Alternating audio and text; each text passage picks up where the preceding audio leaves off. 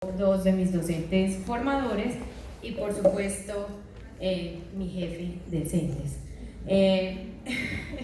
Dicho esto, y pues para ahondar y poder cumplir con el objetivo y con el tiempo que se nos ha propuesto para esta ponencia, pues empiezo por manifestar que la ponencia, o más bien la reflexión que traigo acá, parte de mi ejercicio como psicóloga perito, y lo que busco es concientizarlos a ustedes, futuros abogados, abogados litigantes, incluso las personas o los operadores judiciales que nos acompañan el día de hoy, acerca de la necesidad de la prueba del daño psicológico o del daño moral dentro del proceso judicial. Para poder llevar a cabo mi ponencia, entonces me voy a centrar en 3 puntos importantes. El primero de ellos es hablar del principio de reparación integral, pero como no soy abogada, sino psicóloga, les voy a hablar sobre la necesidad de la prueba fundamentada precisamente en la correspondencia con el principio de reparación integral. En un segundo momento hablaremos entonces del daño moral, porque no me puedo ir sin aclararles a ustedes juristas en qué consiste este tipo de daño, porque a la luz de la doctrina jurídica, el daño moral o el daño extrapatrimonial pues se reduce básicamente al menoscabo que sufre la persona, al sufrimiento, al dolor, pero este concepto tiene un amplio desarrollo desde la psicología. Y finalmente, entonces, y acuñando un poco lo que nos hablaba el doctor León Mario, hablarles un poco acerca de la prueba pericial en salud mental y cómo se prueba realmente el daño moral dentro de un proceso judicial. Hace unos meses, acá en Medellín, en otro evento académico, estaba el doctor Michele Tarufo y él mencionó esta frase, y básicamente lo que hice fue sacar mi celular y tomar nota de ella porque no podía iniciar esta ponencia sin leerla.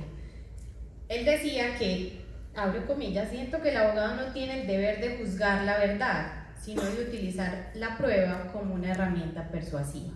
Y continuaba más adelante hablando acerca de la prueba y mencionaba que la prueba es una herramienta psicológica que debe funcionar dentro de la cabeza del juez. Y empiezo entonces a hacer una reflexión acerca de cómo a nivel doctrinal, a nivel jurídico, el tema de la necesidad de la prueba de los daños patrimoniales tiene un peso mayor, superior que el de la prueba de los daños extrapatrimoniales. Y nos encontramos entonces con que, adicional a que hay una necesidad probatoria sobre la cual recae algo, y es que los daños patrimoniales hay que probarlos, hay que cuantificarlos, hay que liquidarlos. Aquí hemos tenido pues como un amplio desarrollo alrededor de ello. Los daños extrapatrimoniales quedan al arbitrio del juez, es decir, los daños extrapatrimoniales se presumen que se han dado o que se han generado en la víctima, por llamarlo así, el ofendido, el afectado, y en ese orden de ideas entonces nos encontramos frente a una desaveniencia. Existe también otra condición, y es que doctrinal y jurisprudencialmente el desarrollo del concepto de los daños patrimoniales ha sido un poco más pacífico y es un poco más, digamos, concreto. Contrario a ello, en los daños extrapatrimoniales nos encontramos que la jurisprudencia se ha encargado de derivar una cantidad de daños a partir de ellos, lo desarrollaba la doctora Angie Plata esta mañana, y adicionalmente, como les decía, doctrinalmente, cuando uno toma un libro de daños, encuentra un apartado así de daños extrapatrimoniales y un capitulito así de chiquito de los daños extrapatrimoniales. Entonces, mis queridos doctores, empezamos a plantear que en Colombia no existe una norma con el alcance de determinar los perjuicios que deben ser reparados cuando se trata del daño moral, y entonces estos quedan confiados al juez. Y cuando hablamos entonces del quantum doloris, nos referimos a 2 aspectos que atentan contra el principio de reparación integral. El primero es que el juez pueda presumir la existencia de un daño psíquico, de un daño moral, y por tanto se indemnice un daño moral inexistente. Y por otro lado nos encontramos el panorama contrario, y es que el juez asuma que no existe el daño o que hay un daño inferior y por tanto no se indemnice un daño moral que existe. Para hablar y para generar pues como un concepto más pacífico, A lo largo de esta ponencia vamos a tomar el daño psíquico, el daño psicológico, el daño patrimonial como sinónimos. Algunos autores, especialmente en psicología, han diferido y han mencionado que estos conceptos tienen diferencias, pero vamos a tomarlo por hoy de una manera pacífica como sinónimos. A mi parecer, el daño psíquico o el daño psicológico consiste en el menoscabo que produce en la salud mental de una persona como consecuencia de la amenaza de la vida propia o de un tercero a su integridad personal, por la pérdida intempestiva de un ser querido o por la puesta en indefensión o amenaza por una situación determinada. Y aquí entonces cobra gran importancia el discurso, porque cuando nosotros leemos esta definición de daño psíquico, nos encontramos que el evento generador de ese daño, en casi todos los momentos o las situaciones que aquí se nos describen, tiene que ver con un delito o con una situación que es un evento dañoso. Y cuando hablamos entonces de ese menoscabo en la salud mental, estamos entrecruzando el discurso jurídico con el discurso psicológico. Y entonces empezamos a trabajar en red, de lo cual también se habló ampliamente esta mañana, y visualizamos la importancia de que los juristas, los abogados litigantes, se apoyen en otras ramas como auxiliares para poder entrar a probar estos daños. Tenemos entonces que el daño psíquico tiene un contenido que se entrelaza o que tiene como unos ejes transversales entre sí. El primero de ellos es que el origen es un evento traumático. Y cuando hablo de evento traumático hablamos de cualquier situación ya descrita anteriormente, pero en áreas de esta ponencia pues hablemos del evento dañoso. Y que ese evento traumático es soportado o es sufrido por unos sujetos o unas víctimas, ¿sí? Adicionalmente tenemos otro eje, y es que ese evento genera unas consecuencias, y esas consecuencias pueden permanecer o no en el tiempo. Y al hablar entonces de este discurso, o al mencionar, al visualizar esto, nos encontramos que cuando hablamos del origen y los sujetos, no es el evento, o sea, no es este eje el que determina la gravedad del daño, sino la capacidad que tiene el sujeto o la víctima para afrontarlo. Y por otro lado nos encontramos que esas consecuencias pueden ser más graves o menos graves a la vista de cualquiera, pero van a ser crónicas o no de acuerdo a su permanencia en el tiempo. Encontramos también entonces, de acuerdo a ese aspecto de la permanencia en el tiempo, que se pueden generar dos tipos de daños o de lesiones, de afectaciones a nivel psíquico, ¿cierto? O de daño psíquico.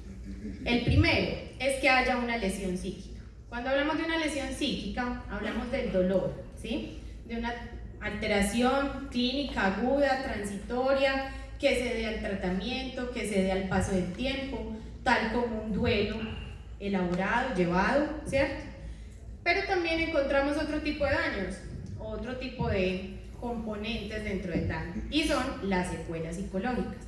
Estas secuelas entonces tienen un componente de cronicidad, es decir, permanecen en el tiempo. Y quizá esto vaya a derivar en otros conceptos de daño que se han desarrollado jurisprudencialmente en nuestro país, pero que para efectos ilustrativos lo que quiero señalarles es que un juez puede apreciar una lesión psíquica como una secuela, o aún más grave, podría apreciar una secuela como una simple lesión. Sobre esto entonces me refiero a que, como hay un amplio desarrollo jurisprudencial, los jueces se fundamentan entonces en estos estándares jurisprudenciales para la reparación del daño moral. Y muchas de estas sentencias, por no decir que todas, hablaban ahora de la sentencia del Consejo de Estado, donde se especifican los baremos para la reparación de víctimas, y entonces esta sentencia se basa en la filiación o parentesco, y el juez puede presentar una discordancia entre esa apreciación que se tiene sobre ese parentesco. Y mencionaba esta mañana, hablando con otros ponentes, un caso que tuve hace poco tiempo, y fue precisamente un chico que fue desaparecido por miembros de las fuerzas militares del país, y pues frente al cual su familia estaba presentando una acción de reclamación directa. Cuando ellos presentan esta acción, pues aparecen su madre, sus hermanos y su tío. Pero este tío, según la jurisprudencia, tendría derecho a una reparación de un 25 o 35% sobre el total que reclamarían sus padres. Sin embargo, al analizar con la abogada litigante el proceso, identificamos que este tío no era un tío. Este tío había ejercido un rol paterno a lo largo de su vida, porque el chico que había desaparecido pues había perdido a su padre a muy temprana edad y esa figura paterna entró a ser suplida por esta persona. Cabe entonces resaltar si dentro de ese proceso podríamos imaginarnos que este tío sea reparado bajo la pérdida de un sobrino o bajo la pérdida de un hijo, que era la figura que realmente representaba este joven para él. Entonces aquí nos encontramos frente a un posible caso de discordancia. Por otro lado, encontramos que también el daño psíquico puede requerir un tratamiento continuado o puede no requerirlo. Y entonces, ¿cómo apreciará el juez esta condición o esta situación? La reflexión es si será que estamos llamando entonces al operador judicial, a nuestros jueces, a que se conviertan en psicólogos, a que analicen aspectos que no son de su competencia, de su saber, ¿sí? O si como abogados estamos dejando de lado la posibilidad de probar un daño que va más allá de lo que se observa simplemente con el análisis de una situación. Y en ese orden de ideas surge mi reflexión acerca de si la falta de la prueba pericial o la prueba del daño psicológico atenta contra el principio de reparación integral. Ahora bien, ¿cómo se está probando el daño moral en los procesos judiciales? Primero con la historia clínica, ¿sí? Cuando las víctimas han acudido al psicólogo, que en realidad sucede muy poco, porque pues el psicólogo no es una prioridad en nuestro país, la salud mental, primero está el diseño de sonrisa y otros elementos prioritarios, así que casi que lo que hace el abogado es decirle a la víctima empiece a ir donde un psicólogo y que empiece a tejer una historia clínica que nos va a servir como prueba. Entonces estamos aportando una prueba documental, y una prueba documental que, como lo decía el doctor León Mario, podría ser llamada a ratificar por un profesional que no es idóneo, porque sentarse en un estrado judicial, doctores, no es fácil. Para uno sentarse ahí, a ustedes les gusta, de pronto a nosotros no tanto, pero para uno sentarse ahí tiene que tener suficiente valentía, ¿sí? Además, para que te pregunten, te cuestionen, incluso te atropellen muchas veces. Entonces vas a llevar a un profesional que ha pasado de la comodidad de su consultorio a lo que significa o lo que implica psicológicamente el estrés judicial de estar sentado en un estrado, ¿cierto? Y por otro lado tenemos otro medio probatorio que son las pruebas testimoniales. Entonces llevamos la familia, los amigos, a que